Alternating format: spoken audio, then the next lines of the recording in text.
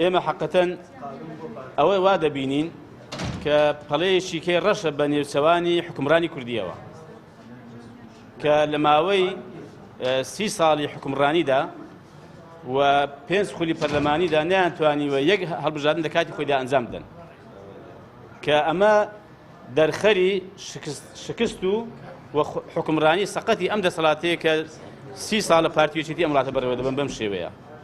بۆیە ئێمە بەڕاستی ئەمەی ئێستا کە ئەنجامی دەدەن لە بنەڕەتدا نەیانویستو هەڵبژاردن لە کاتی خۆیدا بکرێت، چونکە لەم قۆناغەدا هەڵبژاردنێ لە بەرژەوەندی خۆیاندا نەبینیوە و ئەگەر لە بەرژەوەندی خۆیاندا بینی بیان هەروەکو چۆن ئێستا 2 ڕۆژ پێش ئێستا ئەمەیان ئامادە کرد، ئەمڕۆ هێنایان هۆڵی پەرلەمان و سیفەتی بە پەلەشیان پێدا بەیانیش دەهێننەوە، ڕەنگە 2 بەیان 3 بەیانیش دەنگدانیش لەسەر بکەن، بزانە ئەگەر بیانێ کارێک بکەن بزان چۆنی دەکەن.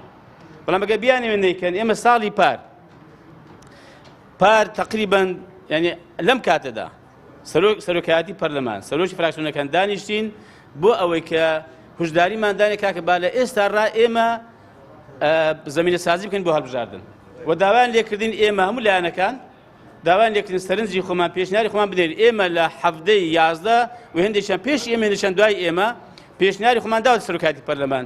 عەجەبە بۆ تا ئێستا ئەم پێشنیارانە ئەم پرۆژانە هیچی جێبەجێ نەکرا و هیچی نەکرا لەبەرەوەی نایانەوێ. بۆ ئێمە ئەوەی کە ئێستا دەکرێت عورفێکی خراپە و نادەستوریە بەڕاستی و ئێمە ئەم لایەنانە لەگەڵی نین و ڕەتی دەکەینەوە و دوایش ئێمە لە قۆناغەکانی کە هەڵوێستیکەمان دەبێت. دوێنێ بلاسخارد کە نوێنەری نەتەوە یەکگرتووەکانە بەڕوونی تەحزیریدا بە هەرێمی کوردستان کە درێژکردنەوەی تەمەنی پەرلەمان و دواخستنی هەڵبژاردن دەرهاویشتەی سەختیە بێت. ئێمە لەم ڕۆژەیە کە ڕۆژێکی سەختە لە مێژووی هەرێمی کوردستانە ئۆباڵی هەر دەرهاویشتەیەک لە دەرەنجامی ئەم درێژکردنەوەی تەمەنی پەرلەمانە ئەخەینە ئەستۆی پارتی و یەکێتی و گۆڕان. کێشەکە ئەوە نییە قەرار لە دواخستنی هەڵبژاردن درا، کێشەکە ئەوەیە لە پشت ئەمەوە ئەجێندایەکی ئێجگار مەترسیدار هەیە. طبعاً ساڵێک و 4 مانگ هەڵبژاردن دواخەن بۆ وەڵا ڕێ نەکەوتوین. خێرە ئێستا ناتوان ڕێکەون بەڵام 8 مانگی تر ساڵێکی تێتوان ڕێکەون. ساڵە پێش ئێستا پێمان وتن ئامادەکاریکەن بۆی ئینتیخاباتەکرێ بەم بەستەوە پشتگوێیان خست. لەمە هەمووی خەتەرتر چییە؟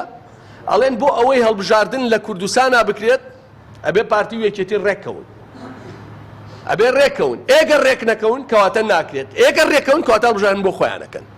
و کاتێک لیان دەپرسین بۆ تەمەنی ئەم خولی پەرلەمانی کوردستان درێژ دەکەنەوە بۆ هەڵبژاردن ناکەن لە کاتی خۆیدا بەڕاستیەوەی کە دەیڵێن موبەڕیرە و موبەڕیرێکی زۆر لاوازەوە هیچ پاڵپشتێکی یاسایی نییە و ئەو پرۆژە یاسایی کە پێشکەشیان کردو بەداخەوە بە هیچ جۆرێک حکومەتی هەرێمی کوردستان مولزەم ناکات بەوەی یان لایەنەکان مولزەم ناکات بەوەی کە لە کاتێکی دیاریکراوە لەو ساڵی کە درێژیان کردوتەوە لەو دوو وەرزی یاسادانانی کە درێژیان کردوتەوە لە کاتی خۆیان هەڵبژاردن ئەنجام بدرێت. پێویستە بکرێت لە کاتێکدا ئەگەر مەبەستیان بۆیە هەڵبژاردن بکرێت دەبوو بە ڕوونی ئاماژیان بۆ بکرایە حکومەتیان لایەنە سیاسیەکانیان ئیجبار کردایە.